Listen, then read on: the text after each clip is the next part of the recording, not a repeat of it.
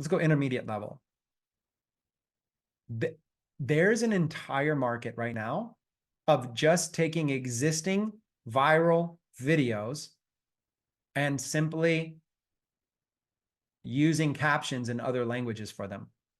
So watch what I could do. I could take those Eva and Javier videos. I could take 100 of those videos right now.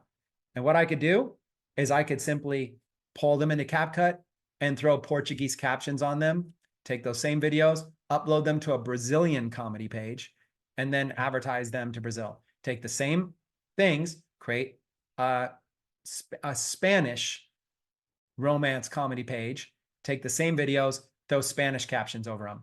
They don't even have to speak in Spanish, just Spanish captions, so that people that do not speak English can enjoy this comedy. I would be improving the comedy. B, I would be helping to expand the brand of Eva and Javier, so they're less likely to be upset with me using it. And C, I'm able to advertise way cheaper by targeting an international market and get a huge niche audience that I could bridge into anything that I want to do.